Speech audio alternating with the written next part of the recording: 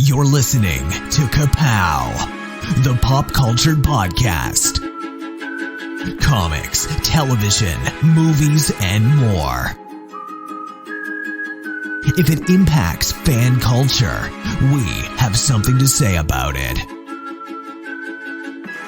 And now, your hosts, Jordan, Cliff, and Seth. Hey, everybody. Thanks for coming back to Ka-Pow, the pop culture podcast. My name's Jordan Lowe. Hey, I'm Cliff Barnes. Hey, I'm Seth. Hey! I don't know what that's all about. Hey! Hey! Hey!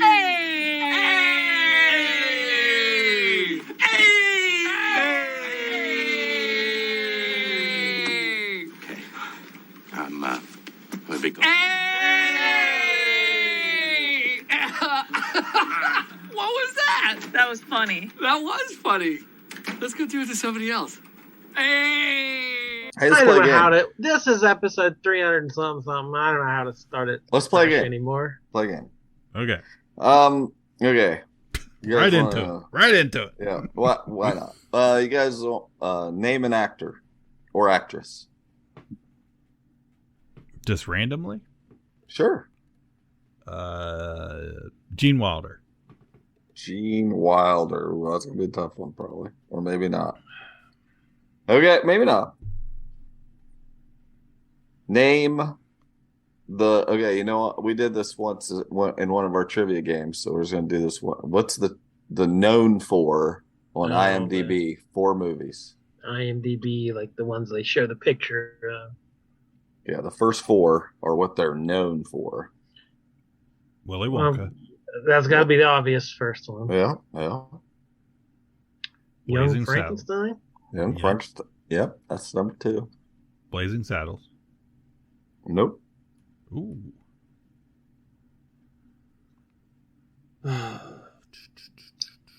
It's something with Richard Pryor. Yeah. Yep. One of those. Yep. Which one? 1989. I'll give you that. Oh. That's probably the one where isn't one deaf and one's blind. Yep. God, what? I don't know the name of the movie though. Yeah, I'm blanking on that too. Okay, I'll give it close enough. See no evil, hear no evil. Nah. And the last one's 1967.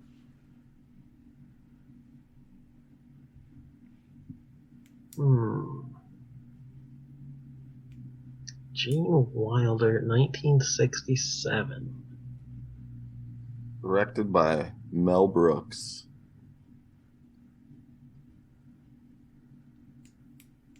Written by Mel Brooks. What was...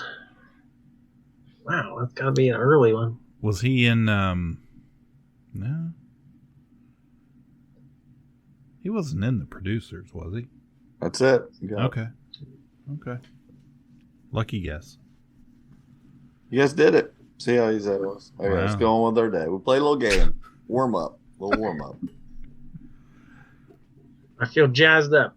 Ready to roll. Took my last trip to our local theater, you guys. I hit the little app on my phone. It said no show times. It's like wah. Did you delete it? I haven't had the heart to take it off my phone yet. It's still there. I could have sworn as I was driving by there on my way home tonight, I kind of looked in that direction, and because I was like, why are there were like cars in the parking lot, like, parked right in front of where the movie posters are, and I was just like, what are they doing there? They're closed. Do they not know? There wasn't that Harbor Freight deal. No, I had a customer Wednesday ask me, have you seen Ant-Man yet? I said, yeah, I did. He's like, yeah, I think I'm going to go on Cheap Tuesday. I was like, I got bad news for you. Wow. I got bad news for you. Wow. You don't get the paper, first off. I know this. He was like, what? He was shocked, completely flabbergasted. Tell him about the train wreck. But yeah, so I had so Knock at the Cabin was the last time I spent a little chunk off of my gift certificate that I got for Christmas. So I had $33 left on this gift certificate. They weren't opening any new movies. Spending spree. I wasn't gonna go see Man Named Otto. Yeah. Or 80 for Brady or whatever 3 movies they're playing down pay there me for the last $33. month.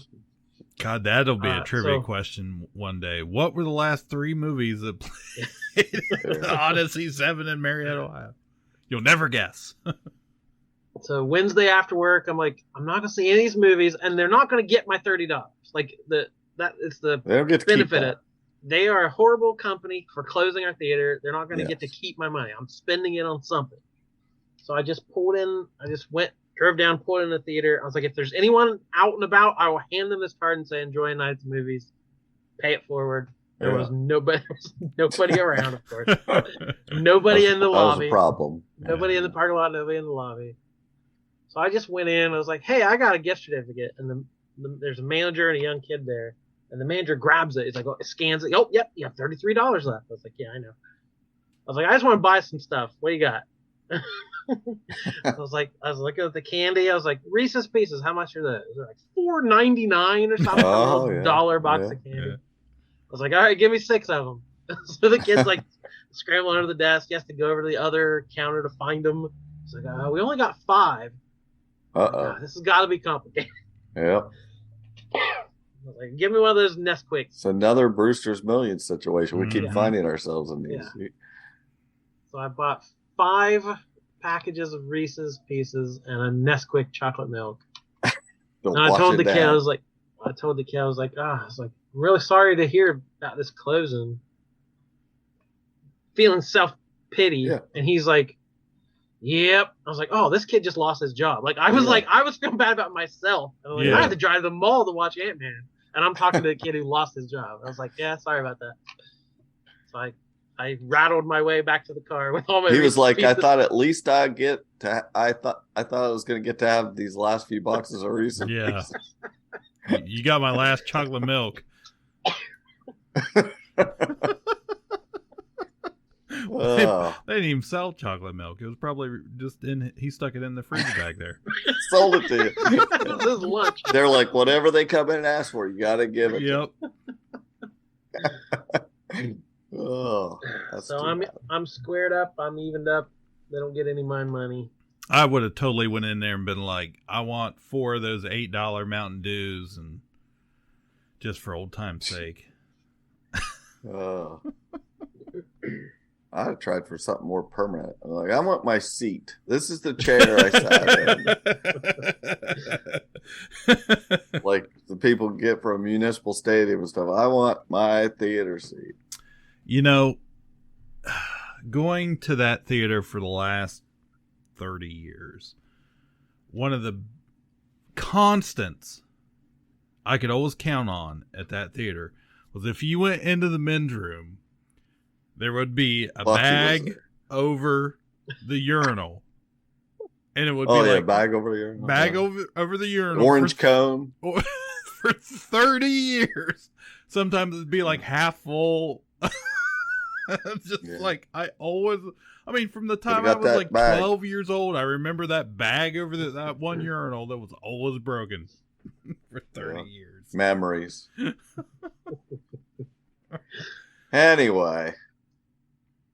But we saw Ant-Man. We all found a way to see Ant-Man. So at the end of this episode, we will give our review. Yeah. And probably spoil it after a little bit. So look forward to that. What are we going to talk about first? You guys been watching anything? Nope. Nope. We may get to that a lot. Go to Ant-Man. I watched a couple things. Good. Hold on. Let's see. I watched that. I've been watching Poker Face still. Great show. I texted you, Cliff, that this latest episode was a real takedown of Kathleen Kennedy. It was pretty obvious. I like that he did not write the episode like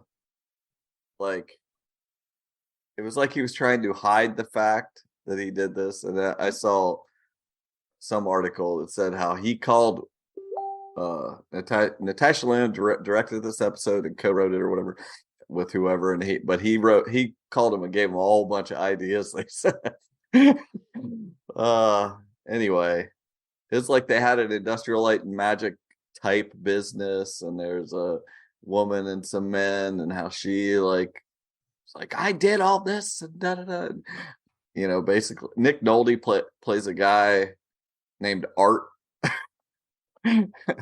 There's people die in all these episodes and stuff. It's just like there's a lot of it's just very blatant things, and basically made it look like he may have had an opinion about her, about his Star Wars movies getting canceled. Yeah, she does not have the best reputation as it is. So I thought that was pretty funny. But that's good stuff. There's been a couple things on Netflix. Let's see. I watched Physical 100. Did you see this? This is the top of Netflix. Like, it was like it's Korean, I think, and they have like the top 100 Korean athletic people. Like they have it's bodybuilders and Olympic people and all these, men and women, and they had them compete in like a Squid Game tournament of physical tests, and it was pretty neat. It was kind of interesting. This is, and what I liked about it is how like supportive they were of each other. They were just, it was a bunch of, it was also like, what do they call it? Ultimate Fighting guys and things like just all these people with, super athletes. That's kind of neat. It was some of it drug on, but it's cool. Then they have the new show Full Swing, which is about golf. Oh yeah, it's like that. It's the same producers that did Drive to Survive, that F1 show. I've watched the last 4 seasons. Fifth season just came out. Where that was such a huge hit, like, tons of people did not watch F1, but they watch this show and get all the behind the scenes where they follow the previous season and see everything, all the, drama between the drivers and their crews and everything. And so they thought, why don't we do this with other sports? And so like they did this previous season of golf 2022 and just released 8 episodes about that, and just all the drama with that. I don't know if you guys heard about the Live Saudi Arabia tournament taking a bunch of PGA players and PGA banning them from the tour, but they got some big players, Yeah. And they got, they like Phil Mickelson and, a few other ones, that Dustin Johnson, they took them. But it's really interesting. And they're trying to get people excited for the new season of golf by letting you watch a bunch of this. And then, golf's starting up strong here for the summer. And then I guess they're doing another one. They're doing another one called Quarterback that comes out in the summer. So right before football. And I think they follow mainly Kirk Cousins, Marcus Mariota, and Mahomes. Yeah. So all the big ones. So they'll show a bunch of behind the scenes stuff from this last season that I'm sure I'll watch. Yeah. It makes it interesting because you see, I enjoy watching some sports, but I've always liked, whatever Hard Knocks and stuff like that. So yeah, I have because especially with NFL football and the Browns and being such a big fan my whole life, I've always been I always followed the local journalists, the local radio. I would listen to it every day, and I have finally gotten to the point and just so frustrated with that team that I finally kind of cut it off. at the end of the season. Like I was just watching games this year. I wasn't into all the every detail and every little drama. Spare yourself, though. Pretty much. No. And yeah, I even like remove because I would they would put one of the Cleveland state, the biggest station, would put their morning shows out in podcast form every day. And so I would, like, on my way to work, I would listen to the previous day's show or earlier that morning. And, you know, they just hyper detail and all the rumors and all these reporters and stuff. And I finally deleted that show off my podcast because I hadn't listened to it in so long and it was just clogging up my phone. I was like, yes, this break is working for me. So hopefully, I can get back into some of the, you know, more, because I like those shows and there's drama to it, but it's more entertainment than, you know, in the thick of it. So anyway, it got me hyped up to play some golf this year because I used to golf. I haven't went the last few years, and I was like, now watching them golf and stuff kind of makes me want to get back out there. I like walking around on a nicely trimmed golf course. So, you know, it's something about that. Just being outside casually. I don't get mad about it. Like, yeah, I'm not great. I'm fine. Yeah. I can go golfing with someone, but I'm not going to win. Yeah. But I don't care. I like going out there, hitting the ball, drinking a beer, riding a golf cart, or, you know, just chilling out for a few hours. We used to go several times a year, so we'll find somebody to go golfing with and get back out there. Yeah, all I want. I tried playing for a while, and that is not my sport. Basically, you just. I always tell people, if you just look at the ball, you will hit it, and it will go closer to the hole than it is at. Yeah, and then you go hit it again. Yeah, that's true. That's it. Who cares how many times that takes? They should hire you as like the club. Yeah, I'm the club pro. Club pro, of course, pro there. Well, the only new show I watched was the Fox sitcom Animal Control, starring Joel McHale. Truck 12, neighbor complaint, unlicensed ostrich farm. Should I be concerned? They are violent and have famously bad temperaments. It's bad, Frank. It's starting to feel extremely targeted. This gentleman's bunnies ate his drugs. What kind? Floppy-eared, fluffy. No, the drugs. What kind of drugs? It's my first week. I should really wait for backup. I can see that you're stressed out. We just got a 911 on a bear, get this, in a hot tub. He looks so relaxed. Did he turn the jets on? He's got a crazy look in his eyes. This thing is super strong. It's on me now. It's rare when a hero is also so funny. You know, my grandmother had a hard time with stairs, but, you know, she found a way to do it. Animal Control premieres February 16th on Fox. I like sitcoms. I'll give just about anything a chance. Guys, this broke a record for Fox as the most streamed scripted debut ever. Really?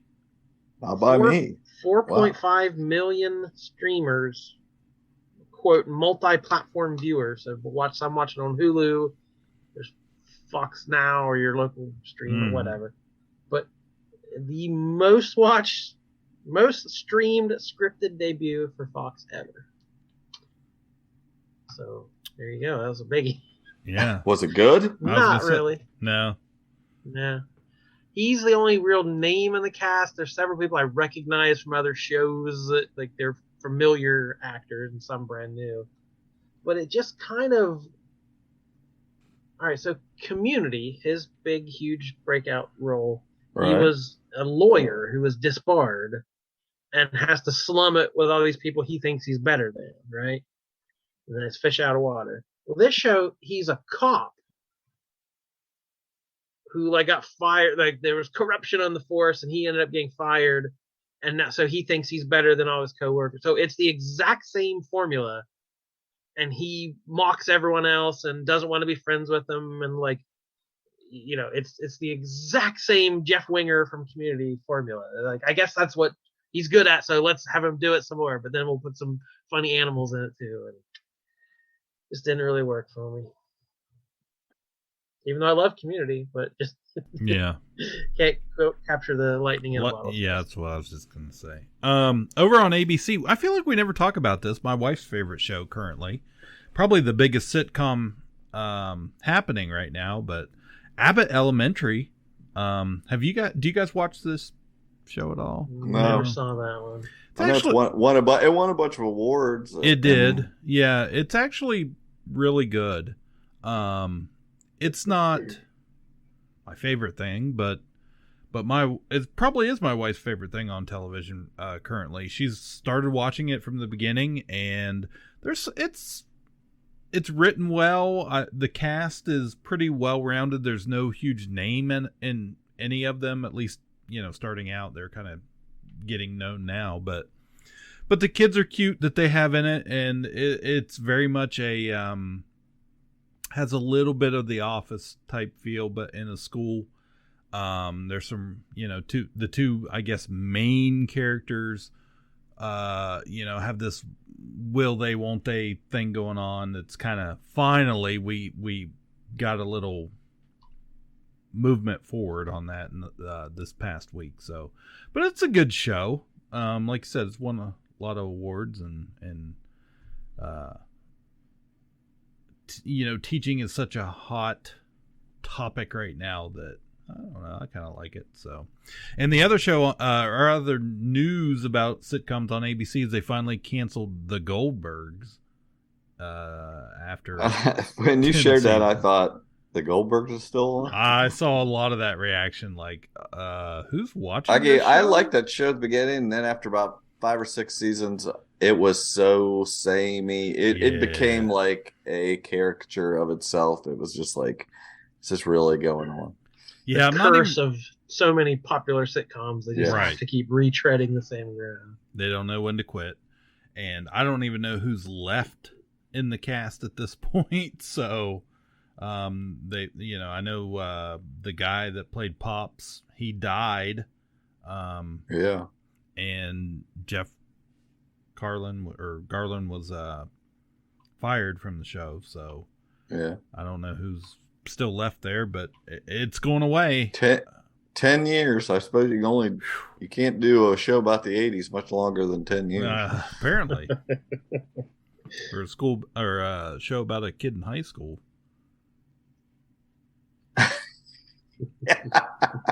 Riverdale. Oh, like, you are so wrong. You could do a show like that forever. Oh my gosh. Oh, well, I might as well just get to some Ant-Man. Ant-Man and the Wasp, Quantumania. 31st MCU release. Wow. And the kickoff to Phase 5. You're an interesting man, Scott Lang. You're an Avenger. You have a daughter, but you've lost a lot of time, like me. We can help each other with that.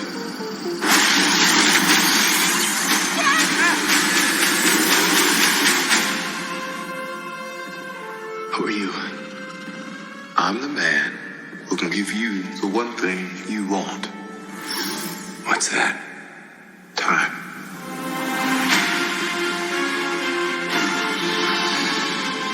They can rewrite existence and shatter timelines. You cannot trust him. I don't care who this guy is. I just lost so much. give us a second chance. Let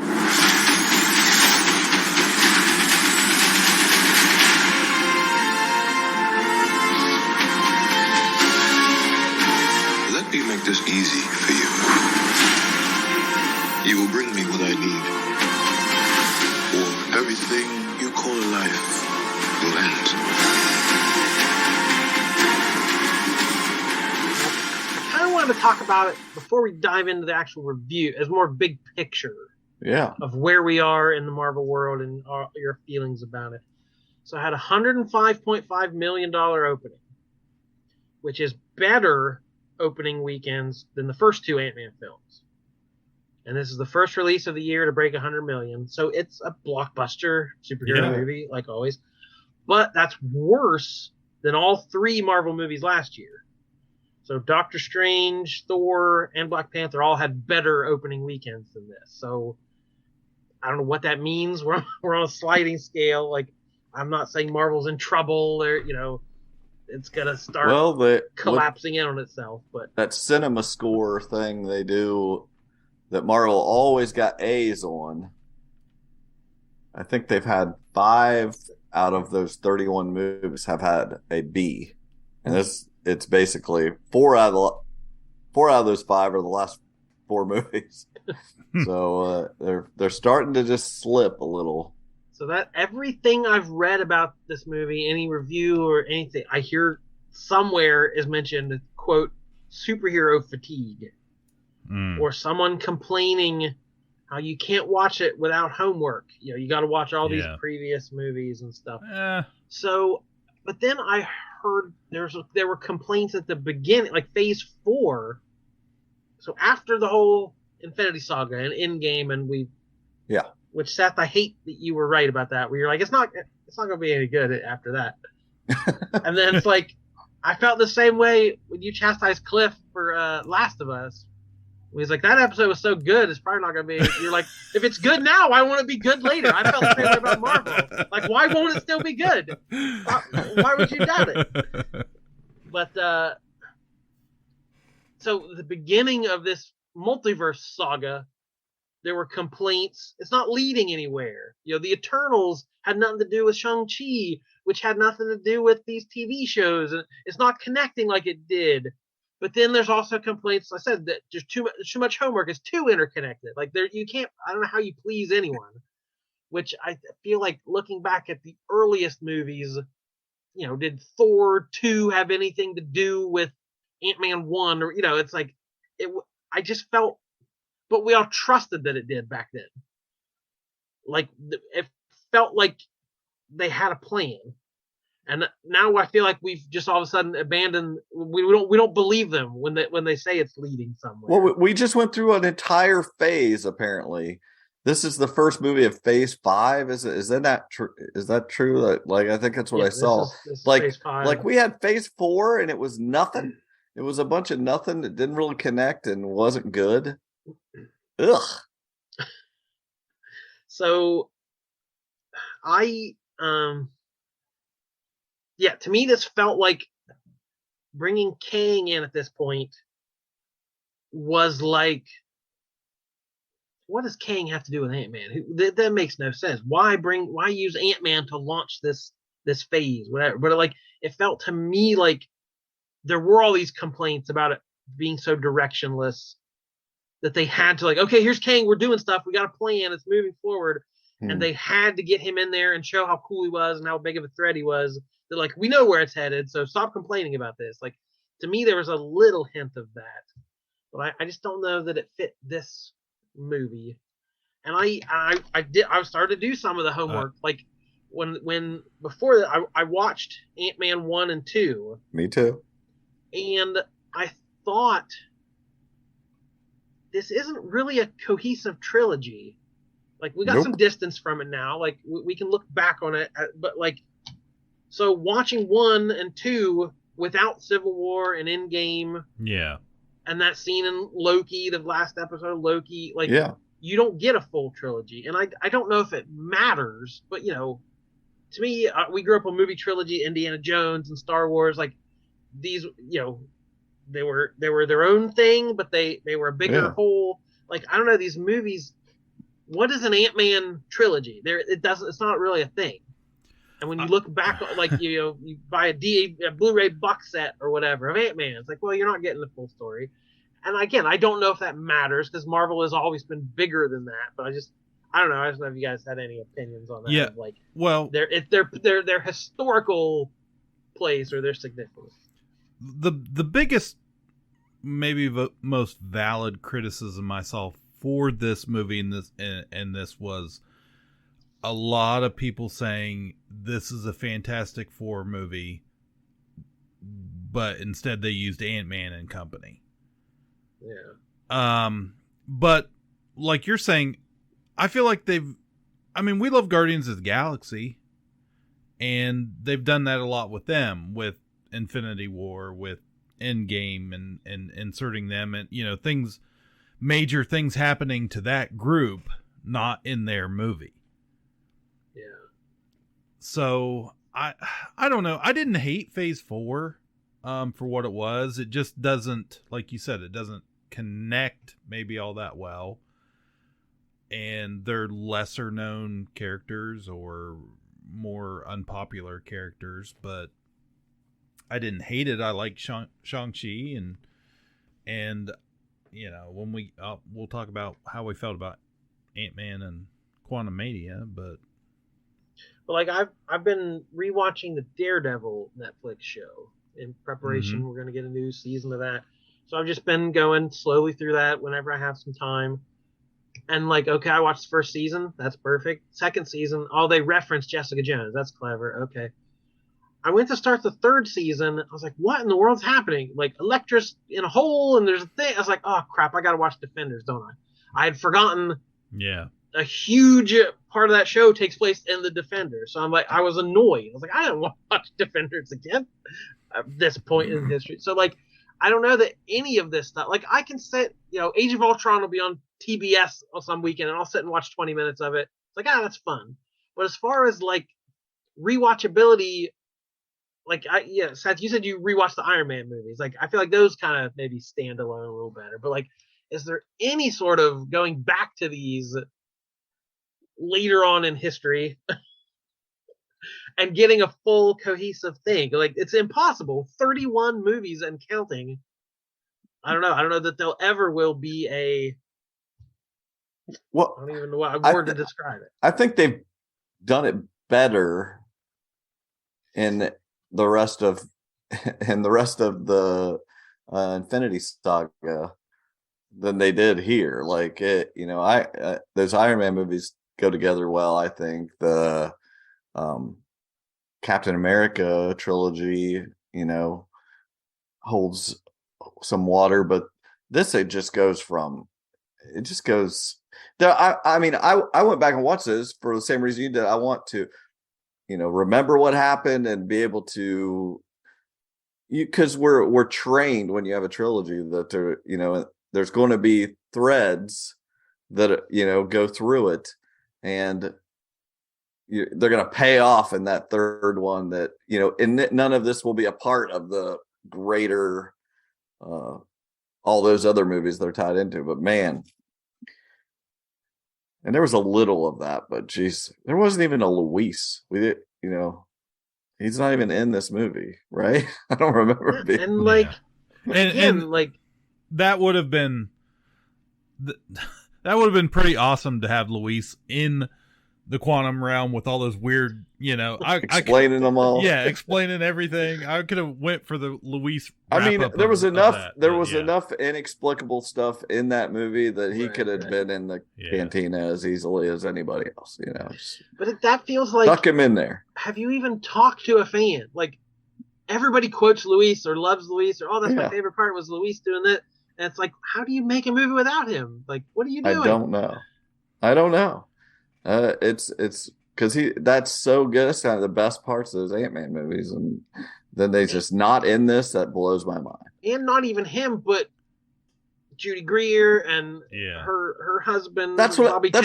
Those threads, those movies. Yeah, those threads that went back and watched those. I'm like, oh yeah, we've got this broken family that have came together back together in the second movie and are so supportive of each other. Like, how can they be a part of this? I can't wait to see. Well, they're not. No, it doesn't. They're not. That's I don't know. Yeah, every Marvel movie's got a kind of a formula, or the hero and the costume. But like, to me, that what made those first two Ant-Man movies special is that family reaction and the coworkers. Yeah. That Luis has, and like, we gotta save the day. We'll bring in the guys in the van to say, Yeah. Like, Where's T.I.? That's different. T.I. and Baba Yaga. The whole deal of him. I mean, they tried to act like it had something to do with him being a thief, which it didn't. But it's like in the first one, he's like doing things in town. It's. I mean, I know we don't need to see a ton of more San Francisco or whatever, but it was just like a lot of the big and small stuff, and like, how does that even?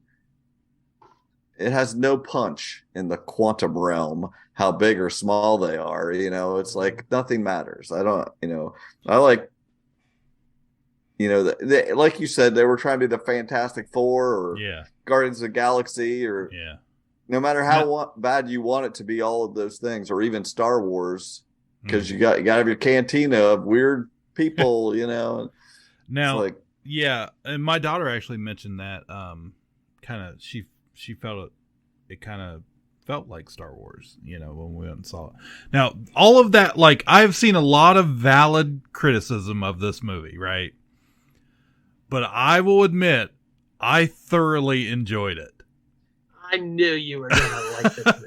Like a good, you put me down on a good old rebellion movie. I am there for it. See, I was not sure with you whether you would embrace the Star Warsiness of it, or you would be like, that's not it's a little lesser Star Wars. I really did. Now, I did not, before we went, I did not rewatch one or two or even anything Marvel, Ant-Man related. We just went, and I did. As I was watching it, I realized Luis wasn't in it, but it didn't, like, I don't know. I don't say it didn't faze me or anything, but I just really enjoyed the movie. It was weird and funny and different. And like I said, I've heard a lot of valid criticism, a lot of stuff that makes sense. And, in the criticisms, like, oh, why did, going back through the other movies, why did Janet, send Scott into the quantum realm, before they got dusted or whatever, blipped, and didn't care, but now it, she didn't. She wasn't suffering for 30 years. Yeah. I thought she was suffering for 30. She was down there hanging out in the bar hopping, banging Bill Murray and probably Kang. Right. It's like, so, but in the end, like, I was just having a good time watching this movie, and it was all right with me. I don't know. Oh, I didn't hate the movie. I didn't hate we are being critical here. It just wasn't. I have seen some serious hate online about this movie, which we do with any Marvel movie, but I didn't expect it for this one. Rewatching the first two, I liked them even more. Yeah. Like, I remember liking them, but like rewatching the second one's not quite as good as the first one, but I still like really enjoyed them. Yeah. Oh, the small stuff is so good, like running around on a record or on the blade of a knife or getting caught in the bathtub or using a truck bed for a scooter. Having the whole finale of that first movie in a child's bedroom, a toy train track or whatever. Yeah, so that's where this excels, this character and his supporting cast, and these between movies like Civil War and these giant epic Fate of the Multiverse movies. But I just don't like this. The story is just not organic to Scott Lang. Why is he even? Why is Scott not helping people?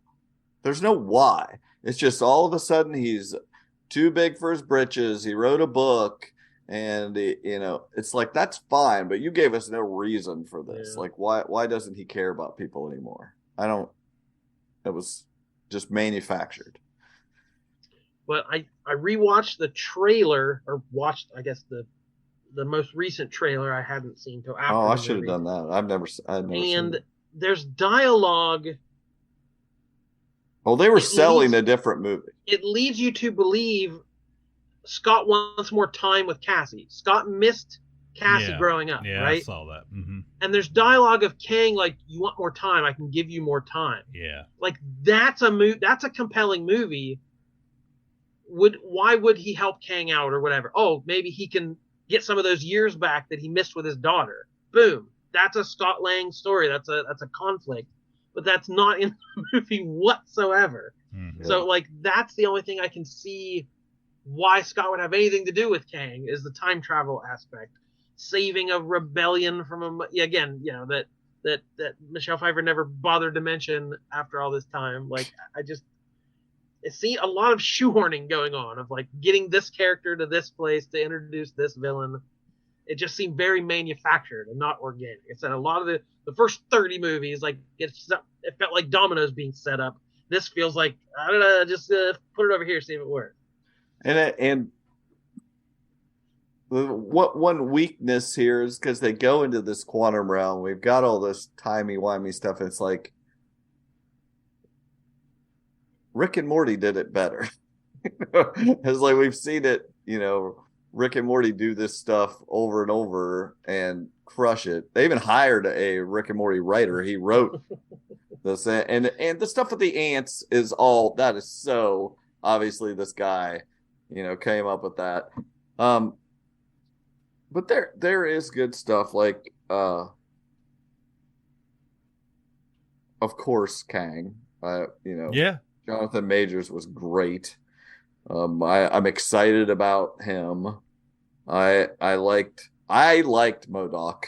Yeah, I did too. And his big fat Joe Rogan looking face stuffed in that thing. Yeah. Like when I saw it was Darren, I don't know whether that going to was be you're loving it or completely repulsed by it. I don't think there's anyone middle of the road on MODOK. Yeah. I don't know whether any of that was in the previews. I didn't see them, but that was a surprise to me that was Darren Cross, and I was like, oh yeah. Like I love that idea. Mm-hmm. It doesn't make any sense. Why did Kang do this to this guy? I don't freaking know, but I love that. I thought he was hilarious. He looked so ridiculous. And it's MODOK. Who cares? Do whatever you want with him. But anyway, what we got? So what would you think of Kang, Jordan? I was not a fan of it. It just looked too silly. And like people laughed when he first appeared, which I think was the idea. They wanted you to kind of laugh at it, but I don't know. That's just a character that it barely works in the comics as art. Like it's real hard to get it to work in person. Yeah, I don't know. I'm a Kang fan. I like Kang and I like Jonathan Majors, so I think he's going to pull it off. And it makes me actually excited for the new season of Loki. Like the whole Kang's a big retcon anyway. Like even in the comics, I don't think they originally planned on him being Ramatut. And, it's just like oh, he was that guy also, and so I'm interested to see where they go with that. But he can deliver a line, and just everything he says is good.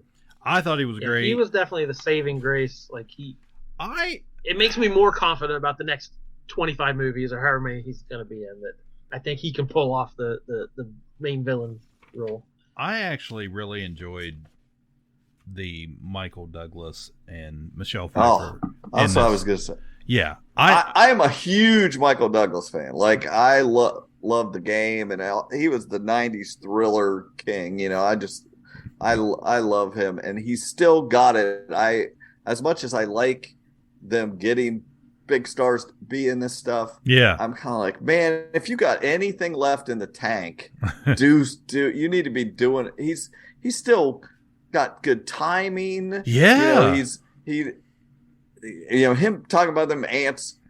Just like I don't know, or what I think best line of the movie to me was when he's like, there's the one thing with Linda, but she just wasn't you, baby. Yeah. And I was like, he still got it, Yeah. at however old he is. And I was like, man, I want to see Michael Douglas do something else big, I thought they made up well enough for, some of the, like we were talking, the T.I. and Luis and what's that guy's name? Is it Michael? I don't know. Anyways, was that? I thought that guy. I was thinking that guy was in it, just playing one of the aliens. David Dastmalchian.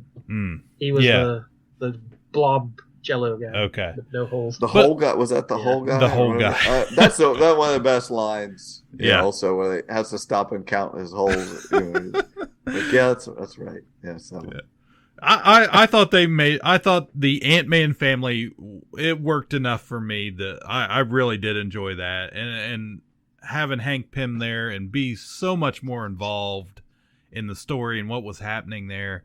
I enjoyed all of that. If they don't, we never see him, Michael Douglas again in one of these movies, at least we got a little something there. Rehabilitating Hank Pym is I love it. I love me some Hank Pym. Was not a fan of the look of the movie, which I knew just from the teaser and the weird quantum. I said I didn't like Strange World last year, and this is the same reason. It looked exactly like this. I'm the same. The kids sitting behind me were chattering. It was, again, mall 25 minutes worth of trailers, commercials, and nonsense. So the kids behind me were chattering, and at one point, one of them said, "Are you talking about Shark Boy or Lava Girl?" Like, made some kind of comment about that movie, which I have not thought about in decades. And then this movie, then I can't stop thinking about it as this movie goes on. And I've seen many people reference that and Spy Kids as the look of this movie. Like 20 years ago, special effects, green screen, CGI stuff. And it's like, we're watching stuff like these Star Wars shows. We've seen they're filmed in a big empty warehouse. Yeah, with the void. Nothing around it. Like, a lot of shows are doing that. I saw some behind the scenes of The Last of Us, of like just looking out a window and it's just a blue screen and there's nothing back, like, and they fill in all the decay and all the fallen over buildings and stuff. And it's like, these are shows with TV budgets who are doing it way better than a blockbuster Marvel movie. And again, maybe it was that mall screen. We said that screen's not as good. It looked better in Athens. Okay, the I'm visuals sure. To me didn't. Yeah, and again with this weird cantina aliens and trippy worldscapes and stuff, well, I was just not into it. It just didn't look. In a year we've gotten Avatar and some of these other big budget effects movies that just. A lot of this movie relied on looking cool, and I just wasn't that impressed by it. And I saw a clip of Evangeline Lilly talking about the effects, and like we've talked about before about the helmets, the CGI helmets coming on and off, and I can't help nanotechnology. Gotta love it. Yeah, blah. Again, why you take your helmet off 10 times in the middle of a fight just to yell Cassie? And then put your helmet back on. Yeah. But like she was laughing about how they have to do it, like the shrinking special effects, and she's like, you have to nod and shrink. It's like she was on Fallon or somebody. I saw a clip, and like they're practicing. You have to nod like your helmet's going on, and then like crumple down into a ball so they can animate you. I was like, that is. I couldn't not see that every time they did it. That little nod. Flipping the helmets on. I was like, they did that 9 million times and it drove me nuts. Yep. Well, a couple of things. One, we had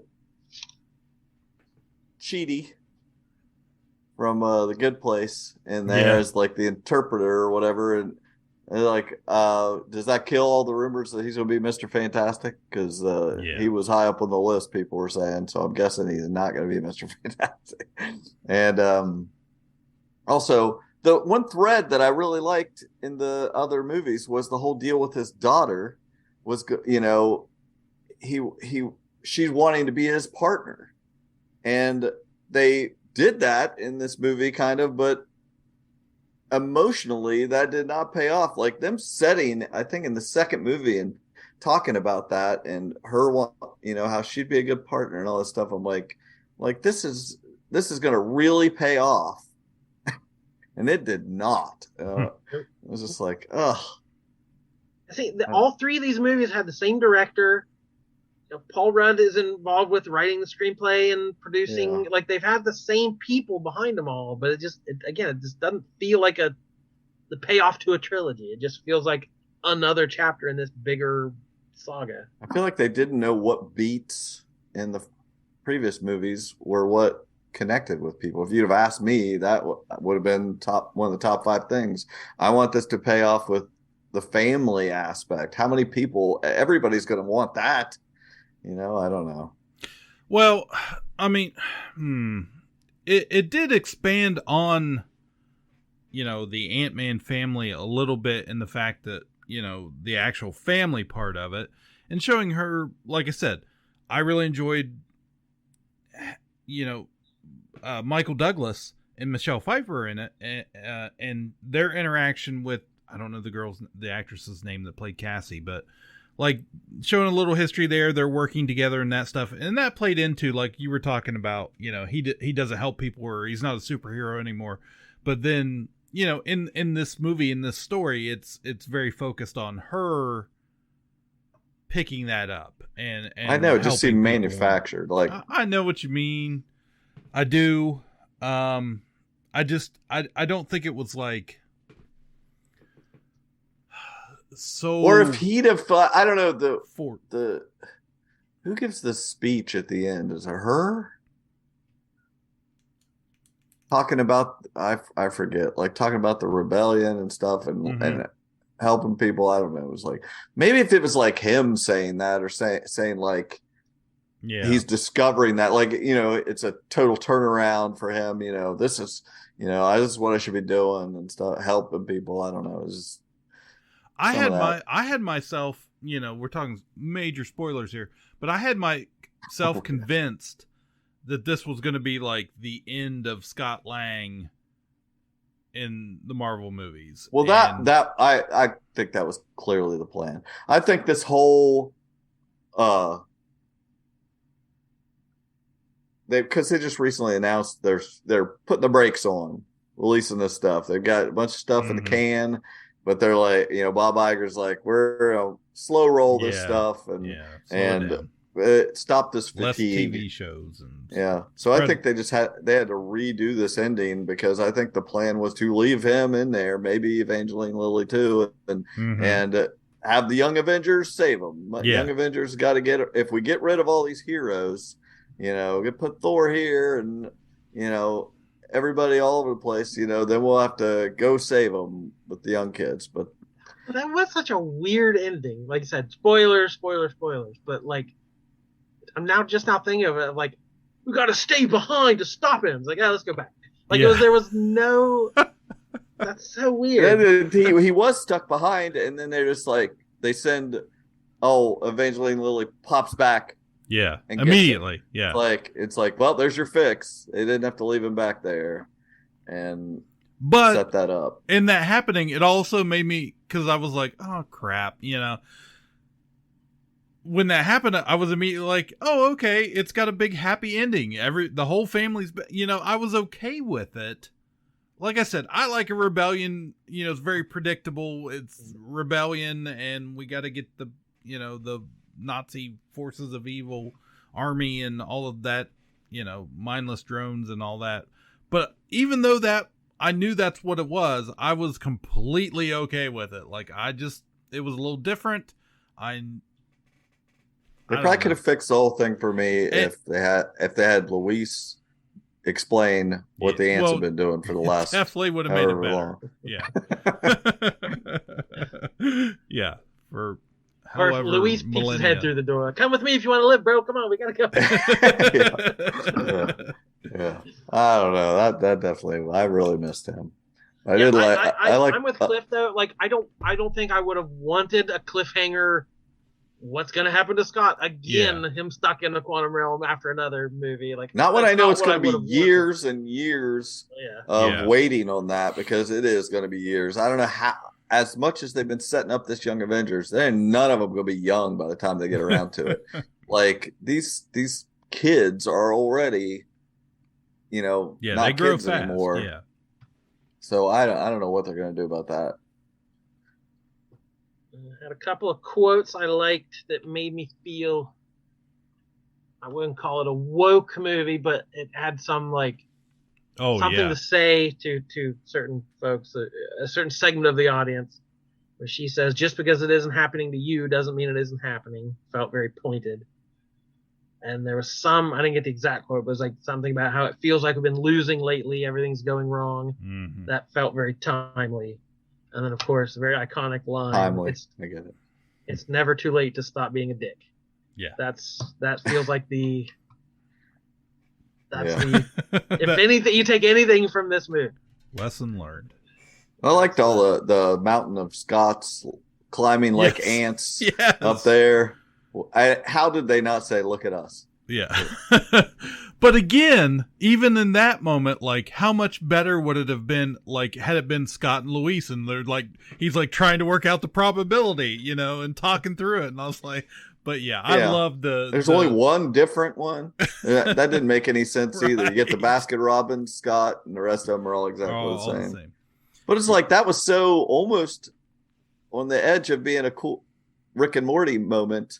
Like, what happens to all these freaking guys, that are created here, and it's just like they just... And maybe that's to my advantage, be somebody that's never watched an episode of Rick and Morty.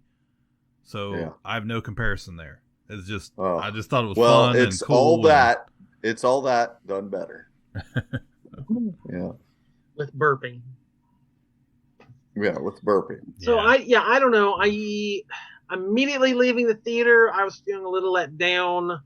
Maybe once we've had a few more movies in this phase, I can look back like, oh, they really did set that up really well. Like the final episode of Loki, where he's just sitting and talking for half an hour, felt like a little bit like, all right. Mm-hmm. I did rewatch that episode too, and like he's talking about different multiverses and incursions and stuff. It's like, oh, he was talking about Secret Wars before they'd ever really announced Secret Wars. So like, again, I can look. You can always look back on this stuff and see different things. So didn't dislike the movie. Was a little let down just because of how much I liked the other two Ant-Man movies, and it felt like a waste to not get that. Like I say, we think Guardians 3 is going to pay off like gangbusters for these two movies we love.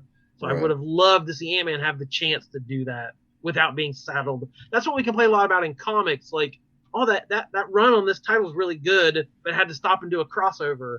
They had to do issues involving this, and it hurt the momentum of the good story that was being told. So, like, that happens a lot in comics. So I hate to see it happen in a movie, but it felt like Scott was like, he drew the short straw. I was like, well, you guys got to set up Kang and these next 8 movies. And so you're going to do this now and not do what you maybe should have done with a different story.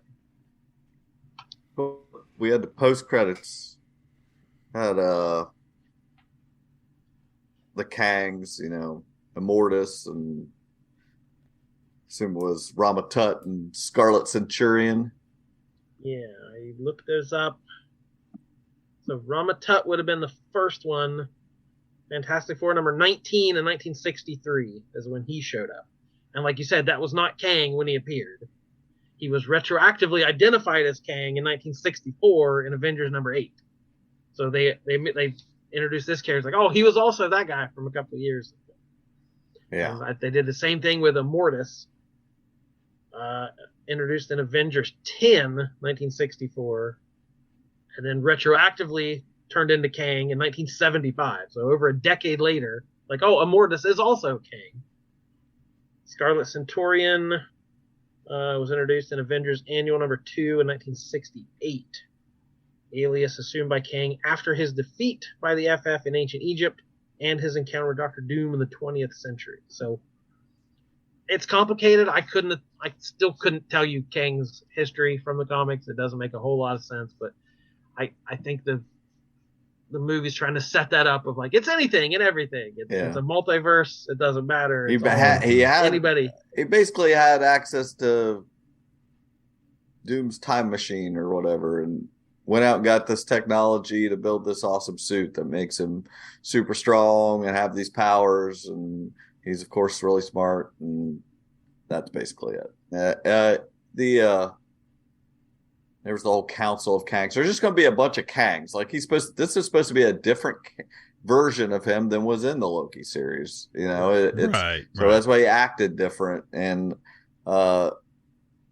which is probably not noticeable. They probably that's the same thing, you know. But you're and then of course there's a young version of him in the Young Avengers. Mm-hmm. So when we will get that, you know, who knows? But I assume it'll be there.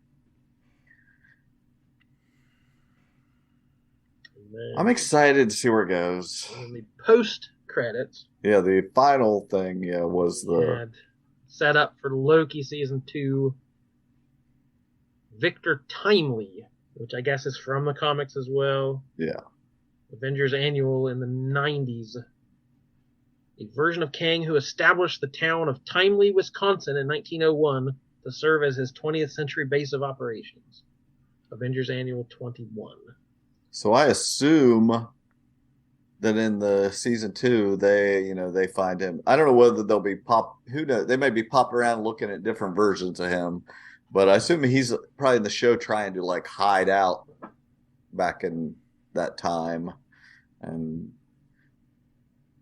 I don't know. It makes me more interested for that because I did not love Loki season 1. There was parts I liked, but yeah, me too. I'm interested to see where they go with it. I don't know. Overall, it was fine. It was good enough. I was glad to get something. I'll see where we go from here. What's the next thing? Guardians of the Galaxy, I expect more from. They pushed the Marvels to late in the year. Try to slow down this schedule of Marvel movies. That's the other thing is they've shuffled a few of these where, like, again, if you assume the storytelling is ironclad, yeah, this leads to this, leads to this. Like you couldn't shuffle stuff around. Yeah. But...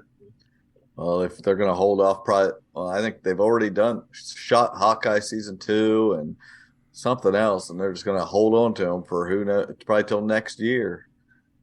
You know, we're not all going to live forever. All